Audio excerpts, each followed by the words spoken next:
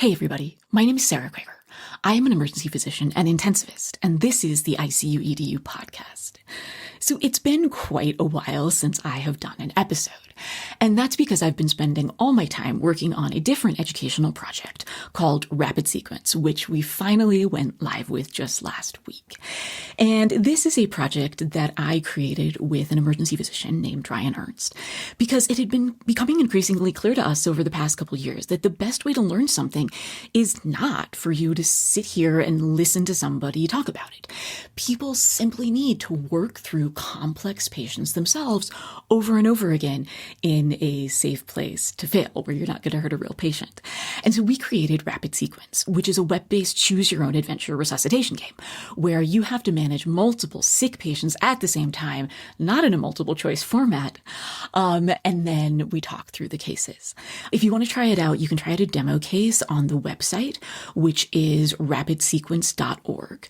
It's still in beta testing version, so check it out. And you can use a coupon code for ICU EDU listeners. And so the coupon code that you can use for ICU EDU listeners is ICU EDU 2026. And I will put all of that in the show notes. I also just wanted to say that I have gotten super behind on basically everything else in my life while I've been working on this, including responding to comments through the ICU EDU website. So I am so sorry to everybody who's left comments, and I've been totally MIA. And now that Rapid Sequence is out and I have my life back, I am going to try and catch up on everything else. All right, now let's talk about what we actually want to talk about today, which is intelligent use of diuretics. As with basically all interventions in critical care, step number 0 is always to have a working hypothesis about what's wrong with your patient, and then a fairly specific idea about what you're trying to accomplish and or what hypothesis you're trying to test with a particular intervention. And this is so true when you're talking about diuretics, because I often see people doing this thing when they're like, okay, the urine output is low, and they kind of just throw some fluids or furosemide or both at the same time, just to kind of hope that it'll make that number better. Now, the first issue here is really getting at the idea that making the number pretty doesn't necessarily mean that you've made the patient better. Now, it makes us feel better to have a good-looking hourly urine output, of course, and, the attending or the surgeon is less likely to be upset if it looks better. But the very first question you have to ask yourself in this situation is whether a low urine output is actually a problem in the first place. And a lot of the time, it's not. I mean, if I have a 90-year-old woman who's 45 kilos and she's putting out 15 cc's an hour of urine, am I freaking out? Am I getting overly concerned? Not necessarily. Or honestly, think about the last time you worked a totally crazy 12-hour shift that turned into a 14-hour shift where you didn't have time to sit down, much less drink anything, and you get home and realize you haven't peed all day, but nobody's losing their mind calculating your hourly urine output and trying to give you fluids or Lasix or something to fix that number. So a lot of the time, just step back. Is this actually a problem in the first place? Now, sometimes it is. And the first situation is when low urine output is a marker of an underlying problem. So if you have, for example, a shocky patient, and you believe that their low urine output is a reflection of poor renal perfusion, as it often is, then yes, this is something that you should closely follow and care about and try and do interventions to improve renal perfusion. And increasing their urine output in that case can be a metric of whether or not you're doing that successfully. So in those situations, I very much care what it is, and it's something I follow and try and improve. Now, the other thing is sometimes low urine output is intrinsically a problem, like when you have a patient who's massively volume overloaded, and this is causing pulmonary edema, or you're in a vicious cycle of cardiogenic shock with cardiorenal syndrome, and then low urine output is part of the problem that's evolving. So sometimes you care, sometimes you don't care, but if you do care and you do think you need to give a diuretic, let's talk about how. Now, most of the time, when people think and talk about diuretics, they're mostly approaching it in the context of, do I need to make my patient pee to give them a net negative fluid balance? But that is certainly not the only reason.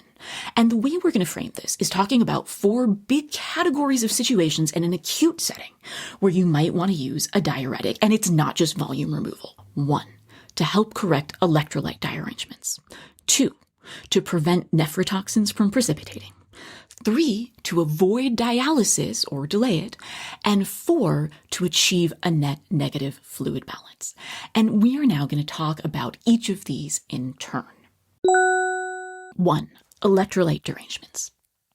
So this is really where we need to separate the concepts of intravascular fluid volume from intravascular fluid composition and decide, are we trying to fix their net intravascular fluid volume? We're trying to make them fluid positive versus fluid negative, or are we trying to adjust the electrolyte composition of their intravascular space, or are we trying to adjust both?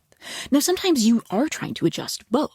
Like, for example, with hypo or hypernatremia, it can often be very difficult to correct hypo or hypernatremia without simultaneously addressing concomitant hyper or hypovolemia. So in that case, you often do need to first make the patient euvolemic simultaneous or often even before you can normalize their sodium. And so management of a patient with hypervolemic hyponatremia, so hyponatremia in a volume overloaded patient is something that may require you to give a loop diuretic as part of your overall strategy. And that is, an example of a time that you're trying to correct both intravascular fluid volume and intravascular fluid composition, and use a diuretic in that context. Now, on the other hand, there are a lot of times that you're actually just trying to adjust the intravascular fluid composition. And you already think the patient is euvolemic, and you don't, in fact, need or want to adjust their intravascular fluid volume.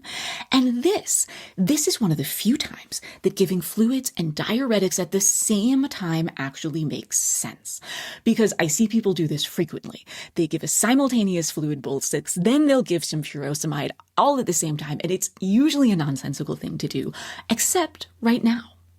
So, there's a couple common electrolyte derangements that you may need to give fluids and Lasix together to address. One is hyperkalemia. So in these patients, often they are in acute renal failure. Maybe they're having a ton of cell lysis. Who knows? And once you think that they're euvolemic, you don't think at this point they're either overloaded or hypovolemic. Now what you're really trying to do is just make them pee out all their potassium. And so this is a great time where you want to give them some pretty high dose Lasix to get their kidneys going to start peeing off the potassium, but you don't actually want to make their net fluid balance negative. So you're basically going to give them a bunch of Lasix till they pee off the potassium and then simultaneously volume resuscitate them so that they maintain their euvolemia. Another situation that this might be the case is hypercalcemia. So these patients, in order to get some of that calcium out of the body, you do often end up needing to give first a whole bunch of fluids, but then once you think they're euvolemic, you don't want them to end up 10 liters positive. And so now we're giving fluids and diuretics at the same time with the goal of maintaining a net euvolemic volume status while removing some calcium. Another one is hypoglycemia. So I see this a lot of the time in, for example, DKA in a patient who may have, some degree of renal failure, or in a patient who's in DKA but also may have pulmonary hypertension, who may have heart failure, who I don't necessarily want to make them super net volume positive, but they're in really bad DKA. And I'm at a point that they're on an insulin drip. I have corrected their sugar. Let's say their sugar is now like 100, but their GAP is still 25. Their bicarb is still 5. So I need to give them a bunch of insulin to correct their anion gap. But at the same time, that means I'm going to need to give them a bunch of D5. They're going to need some really high volume D5 to allow me to give them enough insulin to ultimately correct the DKA. Now, as I'm doing that, what I don't want to do is make that patient 5 liters net positive. And so that is another situation where you're saying, I got to give them a bunch of glucose, but I need to maintain their net euvolemic status. So I'll do two things in that situation. I'll do a higher concentration of dextrose. So rather than giving D5 at maybe 250 cc's an hour, maybe I'll do D10, and then I will also start adding on some Lasix with the goal of maintaining euvolemia. So those are a couple of situations that you might need to give a diuretic to help adjust your intravascular volume composition, not just the intravascular volume amount. Number 2, preventing nephrotoxins from precipitating. This is another time when it actually does make sense frequently to give both fluids and diuretics simultaneously. Because in a situation, and the most common ones are when you have rhabdomyolysis or you have some kind of horrible chemotherapy that the patient's getting, you have a problem that these can act as nephrotoxins when they precipitate in the kidney. And when you have that kind of situation, what you are trying to do is simply to flush the kidneys. You are trying to have a large amount of urine go through the kidneys per urine time so that the concentration of nephrotoxins never gets high enough in the kidney parenchyma that they can actually precipitate. Now, this is another situation. You are not actually trying to achieve a net positive or a net negative fluid balance. What you are trying to achieve is a flow through the kidneys. You're trying to achieve a urine output of maybe 200 cc's per hour. One way to do this, or to at least start doing it, is to give the patient massive amounts of volume. And that's often what I see people do. Now, in a chemotherapy situation, when it's just like, oh, they're going to be on the chemo for a couple hours, we need to give them a bunch of fluid over a couple hours to keep the urine output high, that will often work. But in a rhabdo situation, when you have this sick trauma patient, they're getting massively resuscitated already, and it's going to take a while for that CK to start coming down. And we're talking days and days, or maybe it started coming down, but now they have a compartment syndrome. These patients often get massively overloaded because we try and maintain their urine output at 200 cc's an hour purely by slamming them with massive amounts of crystalloid. But remember, all you actually need to do is maintain a urine output at a certain rate. So once I think this patient is euvolemic and I'm having trouble getting that urine output of 150 to 200 plus cc's an hour, that is when I'll give fluids and Lasix at the same time, purely to maintain adequate flow of urine through the kidneys to prevent nephrotoxins from precipitating. 3, avoiding dialysis. When we're talking about using diuretics in the acute setting to avoid dialysis, these are in patients who are no longer in a pre-renal state, because often patients come in with an AKI due to some kind of hypoperfusion, and then they either need fluid resuscitation or, in the case of heart failure, diuresis in an attempt to improve their renal perfusion, correct their AKI, and prevent renal failure from ongoing in the first place. When we are talking about a patient, on the other hand, the pre-renal ship has sailed. They are now in an intrarenal state, usually an AT, and the kidneys are failing, irrespective of anything you're actively doing to improve renal perfusion. This is the point that using diuretics, usually at pretty high doses, in an attempt to avoid dialysis may make sense. Now, sometimes you find yourself in this situation when you started with an AKI in a patient with previously normal renal function, and then whatever was causing the initial renal hypoperfusion wasn't corrected quickly enough, and now we've progressed to florid renal failure. Now, sometimes, though, it's when a patient with baseline chronic kidney disease has sort of progressively worsened or been progressively worsening at the point that they got hospitalized, or just whatever acute thing that caused them to end up hospitalized in the first place just caused their very tenuous hold on renal function to fall apart. Regardless, once you have arrived at this point, you are using diuretics purely in an attempt to maintain urine output and either avoid or defer dialysis. When you're trying to maintain their urine output, you're trying to do two things here. One is either avoid development of volume overload or try to start correcting it if they're already volume overloaded. And two, maintaining sufficient renal clearance in order to avoid unacceptable degrees of hyperkalemia, metabolic acidosis, and uremia. And it can be the case that by giving really aggressive doses of Lasix, and I'm not talking about 40 milligrams, I'm talking about 80 milligrams, 100 milligrams, then putting them on a drip, at 80 milligrams of Lasix an hour, 2 milligrams of Bumex an hour, high doses of diuretics to just push those kidneys to make enough urine that you can kind of limp along without needing dialysis. That is the idea here. Now, using diuretics in this situation definitely doesn't always actually work. Now, sometimes it can save you from having to initiate dialysis, and that has absolutely happened to me in the past, especially in patients who don't have baseline chronic kidney disease, where just with a lot of aggressive use of diuretics, even though you're like, oh, the creatinine's 3, the creatinine's 4, if you just power through, you're like, oh, actually, we did manage to get through that whole experience without needing to initiate dialysis in the first place. That being said, a lot of the time, these patients do end up needing at least a short-term run of dialysis. But even if I think that outcome is likely, I usually do a trial of diuretics anyways, because what's the worst-case scenario? It won't work, and then they'll end up on dialysis anyways, which was the whole plan in the first place. Now, even if they do ultimately end up needing dialysis during their hospitalization, sometimes giving aggressive diuretics can actually help you temporize their electrolytes and volume status and just buy you some time.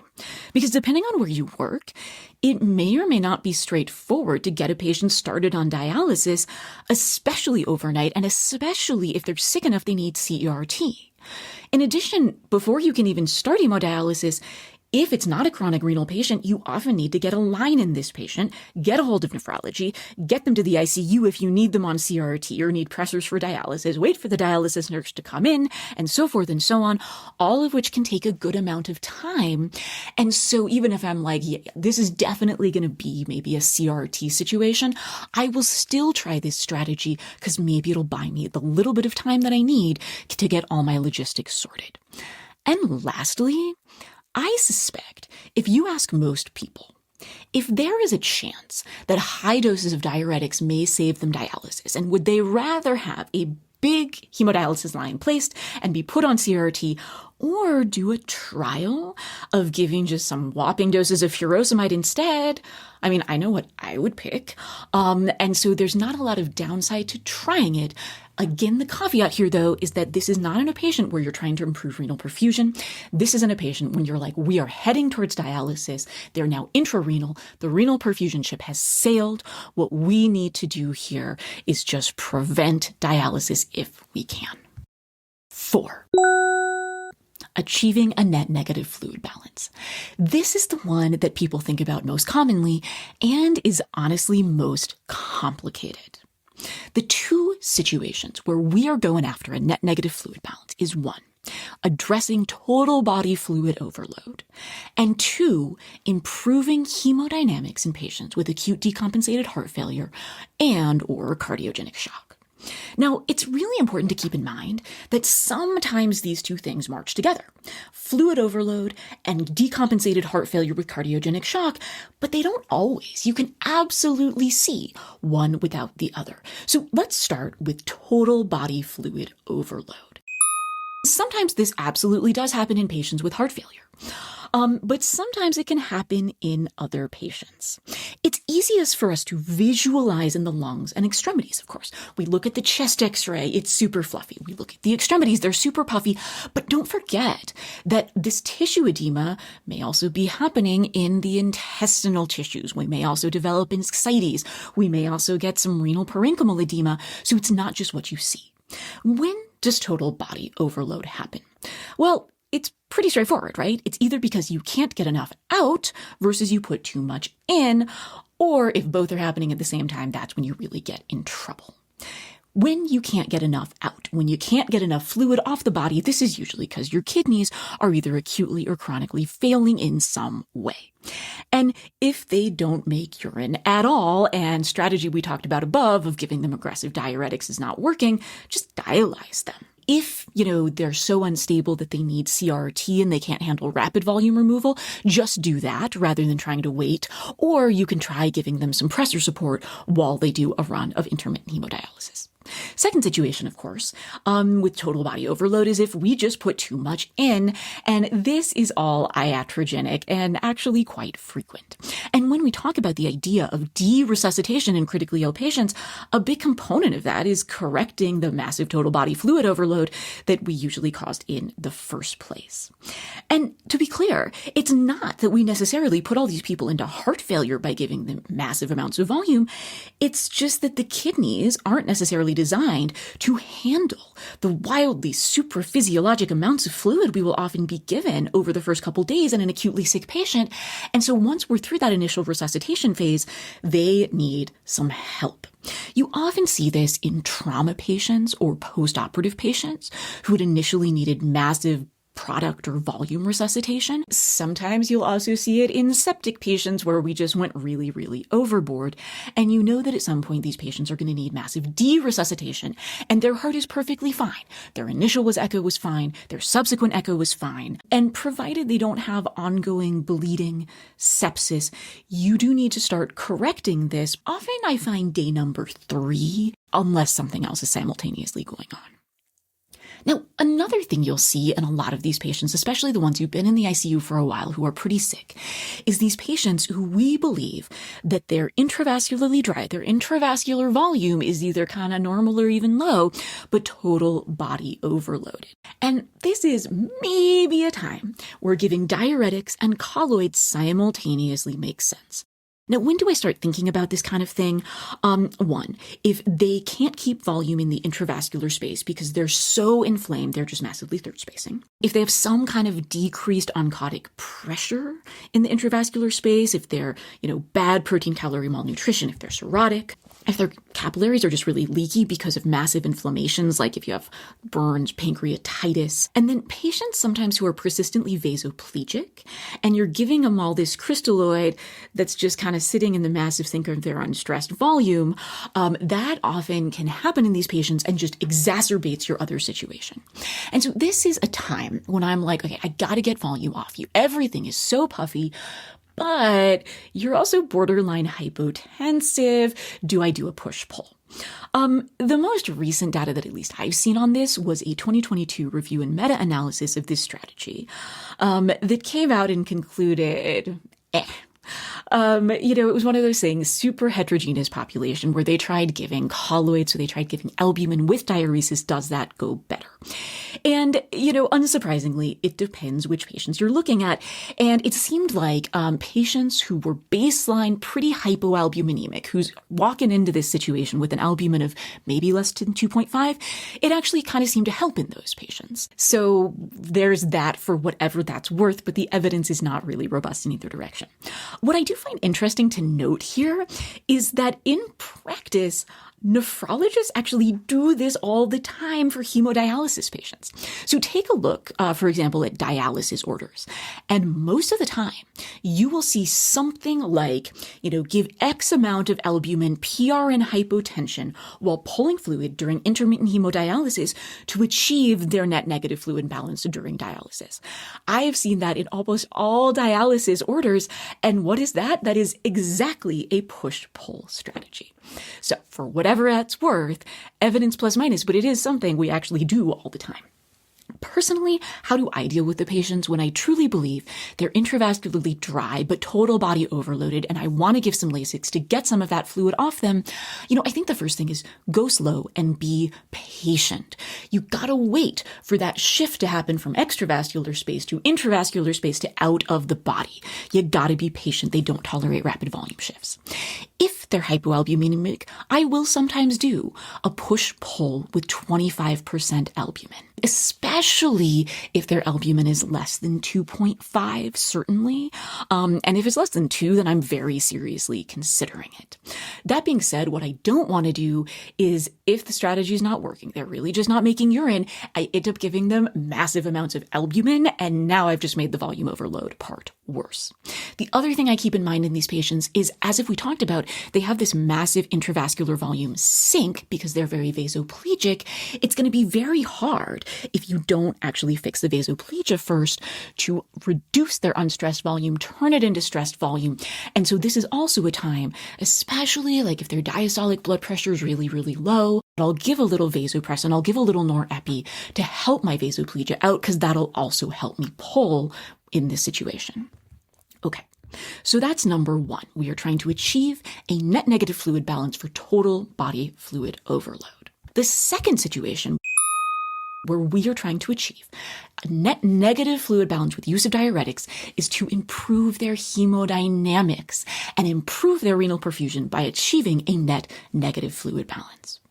This is often the one that people have the hardest time wrapping their head around. We sometimes forget that we don't really care about forward pressure, we care about forward flow. Perfusion is all about forward flow.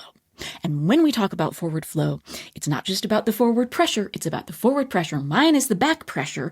And we can't forget about that back pressure. We can't forget about all that venous congestion that one is, mucking up all of our tissues, and two, actually decreasing our forward flow. There are other episodes where I talk about this in detail, and I'll post a paper about this that I recently came out with that sort of discusses how to think about hemodynamics in this context. But for the moment, let's talk about this in the context of cardiogenic shock, because that's the main time that you're going to be giving diuretics to help make a net negative fluid balance to improve their hemodynamics and renal perfusion. Now, you're going to see this in a couple cardiac situations. One, and the one people think about the most, is left ventricular failure. But you can also end up in this situation with other kinds of cardiac pathophysiology, like pulmonary hypertension, right ventricular failure, and, certainly a number of different kinds of valvulopathies. Now, we're not going to talk about the detailed physiology of each of these and precisely in each one why volume removal helps your hemodynamics. That is in a bunch of other different podcasts talking about that physiology. But the bottom line with all of these is that what you need to wrap your head around is the idea of cardiorenal syndrome. Because what's going to happen is you're going to take a patient in cardiogenic shock for any one of those reasons. And somebody's going to come to you and be like, wait a minute. We have this patient. They are hypotensive. Their lactate is high. Their creatinine is high. And you want me to give them a bunch of diuretics? Really? Shouldn't we be giving them fluid? And you get pushback from everybody when you try and do this. So we have to both understand and be able to explain to people what is cardiorenal syndrome. And the idea here is the kidneys don't intrinsically like fluids or diuretics. What the kidneys want is perfusion. And diuretics are not intrinsically nephrotoxic. They're not like vancomycin or chemotherapeutic agents where they directly cause damage to the kidneys. The problem becomes when the patient is, in fact, hypovolemic or started out euvolemic, and you're artificially forcing the kidneys to produce a bunch of urine rather than letting them self-regulate. That is when this can become a problem. But diuretics themselves are not intrinsically nephrotoxic. And that's why we need to be very thoughtful about what low urine output means and what it doesn't mean. Because prerenal doesn't mean hypovolemic. Prerenal with low urine output, all it means is the kidneys aren't getting enough perfusion, but you don't know why they're not getting enough perfusion. And one reason, of course, could be because, yes, the patient is hypovolemic. You need to give more volume and that will improve perfusion. But another reason is cardiorenal syndrome, where the kidneys are not getting enough perfusion because they are not getting enough forward flow. And now what's happening is you have this vicious cycle where the kidneys are like, fine, you won't give me perfusion, I won't give you urine.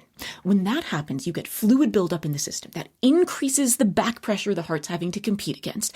And it also blows up the heart. It blows up the left ventricle. It blows up the right ventricle. And it makes the mechanics even more difficult than they were in the first place for the heart to push fluid forward. The heart can't push fluid forward. The kidneys get less perfused. They're like, well, now I'm really not making room. They end up more hypervolemic. You get in this vicious cycle. That is cardiorenal syndrome. And with that physiology, what you need to do is give a diuretic because that will improve their hemodynamics. By improving their renal perfusion, now you will actually improve their AKI. And so this is when you just have to be like, look, I know it seems scary. They're hypotensive. They have a high lactate. They have an AKI. Creatinine's elevated. By giving a diuretic, we are going to improve their physiology, and it is something that we need to do. Now, this does get at the question, will their hemodynamics be improved by achieving a net negative fluid balance? Because the hypothesis with cardiorenal is that they will be. And so you kind of have to feel moderately confident about that before you start embarking on this strategy. And what I will say is that assessing intravascular volume status as a cause of hypoperfusion is one of the most challenging things in medicine. Sometimes people have a very, very clear shock presentation. They have a very, very clear presentation of obviously your volume status is hyper or hypovolemic, but a lot of the time, in sick patients, that may not be the case. It may be really unclear. What is the primary thing driving their shock? What is their true intravascular volume status? And will making them net positive or net negative actually improve their hemodynamics or not? That is a totally different topic and a totally different podcast on how you go about figuring this out. So I'm not going to get into all of the details about that here. But what I will say is, what do you do when you have made a really aggressive and thoughtful effort to figure that out, and there is true equipoise that I'm like, I am not 100% sure whether making them net fluid positive versus net fluid negative is actually going to help. In that situation, what do you do when there's true equipoise? I would say that my overall approach is to commit in one direction. Because if you just kind of keep, faffing about and being indecisive, you're never going to really be able to test the hypothesis. And if I'm in this situation when I think there's true clinical equipoise and I'm like, I just need to start by committing to a direction, in general, in this situation, in medicine and with diuretics, I will usually try to commit to the direction I can backpedal from. So if I'm wrong, and I might be, then it's easier for me to reverse. And, the thing about patients and fluids is that patients are not like sponges, and I can't just give them some fluids, then be like, just kidding, I'm going to squeeze out the fluid, especially because if I just made their hemodynamics worse and their renal perfusion got worse, my diuretics may not work as well. So I'll often do diuretics first. Then if I get more data and I was like, just kidding, I'm wrong. Well, now I can just turn around and be like, I was wrong. I'm now going to give fluids back. So commit to a direction, reassess, reassess, reassess. Okay. So let's say we are now in a situation where we have decided that we do indeed want to adjust the patient's net fluid balance, so they're negative, either because we need to fix their total body overload or because we think it'll improve their hemodynamics. How are we going to go about doing that? For diuretics to work, two big things need to happen. One, the diuretic needs to get to the kidneys, and two, the kidneys need to respond to the diuretic. Now, in terms of getting the diuretic to the kidneys, if your gut is edematous, it's going to be difficult to absorb stuff that is given PO. Two, if you're in a low flow state, it's going to take higher doses to get the same amount to the kidneys in a timely manner. Now, in terms of the kidneys needing to respond to the diuretic, if you already have some degree of intrarenal AKI going on, like you've hypoperfused the kidneys long enough that you're starting to get maybe an ATN, it's going to take a higher dose to get the kidneys to respond. And in addition, the kidneys will not respond if they aren't getting at least some perfusion. So what's your target here? Because before we start talking about doses and strategies, we got to talk about targets. And the critical thing to understand here is that you're targeting to their net fluid balance. So I often see people say, oh yeah, we're diuresing. We gave 40 of furosemide 3 times a day. Or yes, we're diuresing because they had 2 liters of urine output. No, I don't care about either of those things. The only thing I care about is the net fluid balance. Because if you gave your patient 40 Lasix and they only put out 50 cc's of urine, you haven't gotten very far. Or if they put out 2 liters of urine, but at the same time got 3 liters of fluid back, which in a sick patient with multiple drips, antibiotics, electrolyte repletions is totally possible. If that's the case, you've gotten yourself precisely nowhere.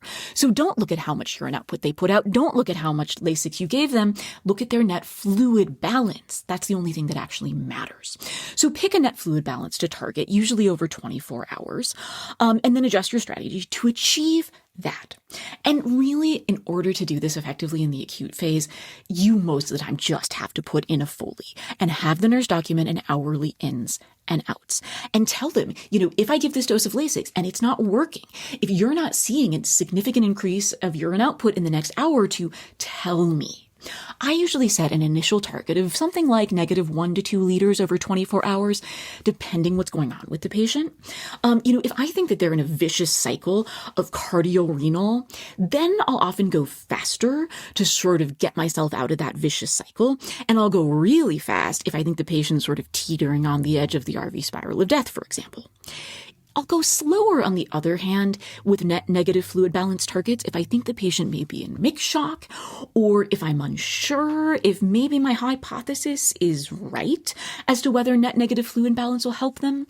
I'll also go slower if I do think that maybe there needs to be sort of a push-pull situation going on, or if they're vasoplegic and we're just going to need a little bit more time in patients for things to re-equilibrate.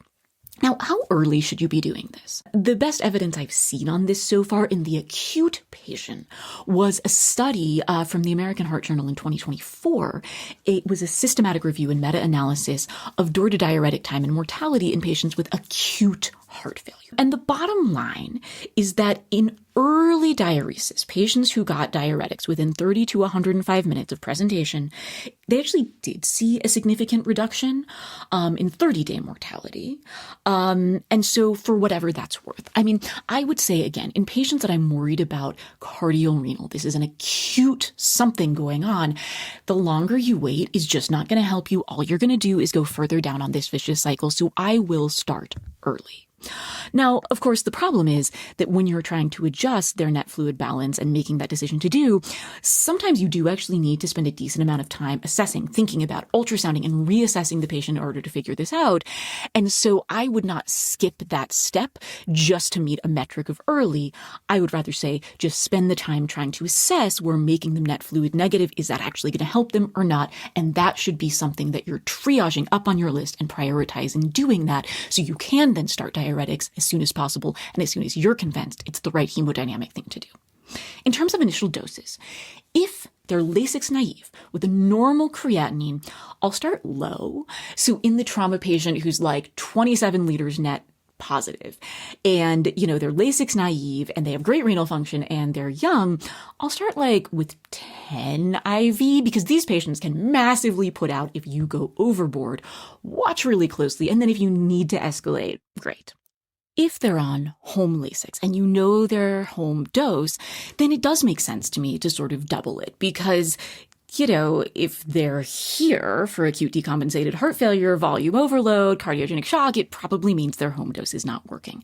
Now, if I do think that they're truly in cardiogenic shock and have a low flow state, or if they have an acute kidney injury, I will start with probably an even higher dose right off the bat. Now, in terms of Lasix versus Bumax, it doesn't really matter. And it kind of depends if I'm at a place where people are comfortable with really high dose Lasix, because some of the places I work, given 100 of Lasix or a drip and 80 an hour, nobody bats an eye. There's other places, if I try and do that, everybody will lose their minds. And in those places, sometimes I'll be doing Bumax because 2 milligrams an hour sounds so much better than 80 milligrams an hour. But I do think it's important to do what people are comfortable with, because it can be difficult to actually get done what you need to get done if everybody's losing their minds about the doses you're using. Escalation. So the first thing that you do if they're not responding is to re-examine your hypothesis that they need a net negative fluid balance in the first place. If after doing that you still believe this hypothesis is correct, then do not hesitate to escalate. This is not a time to say, I'll let the ICU figure it out or the day team figure it out, because the further they get down along that vicious cycle, the harder it is to get them out of it. So in terms of escalation strategy, you're going to do increased dose versus increased frequency. If the issue is they're not putting out in the first place to the doses you're giving them, try increasing the dose. Or is it that they put out for 2 hours and then they stop?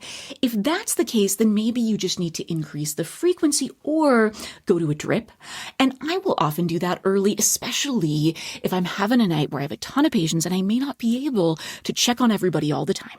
So I'll start them on a drip, and then I'll just make sure the nurse tells me if their urine goes up too much. Like if they're putting out over 250 plus an hour, I'll be like, okay, just let me know if that happens so we can back off if needed. The next thing I'll do to escalate is add an additional agent, and my preference here is chlorothiazide, 500 milligrams IV, because you can give it IV, and that's why I like it over metolazone, and it's synergistic with loop diuretics, not just additive. So often that is the thing that gets you there. Lastly, if I've done all of these things and nothing is working, I might just need to increase their perfusion. Because if I am in some stripe of cardiogenic shock, then maybe the kidneys are just playing the game where they're like, no perfusion for me, no urine for you. And so, if I'm in some kind of cardiogenic shock state, I need to figure out what do I need to do to increase their perfusion. Is it that I need to do some afterload reduction? Is it that I need to start an inotrope? Is it that I need to start a pulmonary vasodilator? What can I do to increase their perfusion, even if they're not hypotensive? Because hypotension and hypoperfusion are not the same thing. And so the kidneys not making urine may be telling you that just because the patient is normotensive doesn't mean that they're perfusing.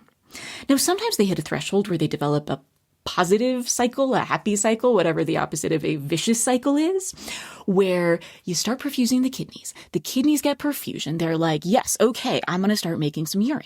The more urine they make, it improves the hemodynamics, the heart starts putting out more forward flow, the kidneys get more perfusion, they then throw a perfusion party, and they're like, let's put out massive amounts of urine, and just watch for that, because that can absolutely happen, and in that case, sometimes you actually need to de-escalate your diuretics quickly so you don't overdo it. That is also the point that you need to really start watching your electrolytes, because a lot of patients with any kind of cardiac dysfunction, not coincidentally, are the same patients that can often develop tachydysrhythmias.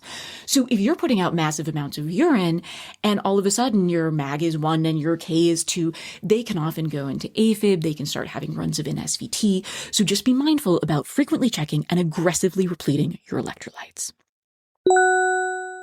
So that is intelligent use of diuretics. Like anything else, step number 0 is to know why you're doing what you're doing and have a specific and systematic approach for both what you're trying to achieve and how to go about accomplishing it. In the case of diuretics, the mental model I use is framed around 4 categories. 1, correct electrolyte derangements. 2, prevent nephrotoxins from precipitating. 3, avoid dialysis, and 4, achieving a net negative fluid balance. Thank you guys so much for listening. And if you get a chance, I would love to get your thoughts and feedback on Rapid Sequence. The coupon code for ICU EDU listeners is ICU EDU 2026. And let me know what you think. I'll be back soon, now that I have some time, with the next ICU EDU podcast, which is going to be on vent management in sick trauma patients. Take care, everybody.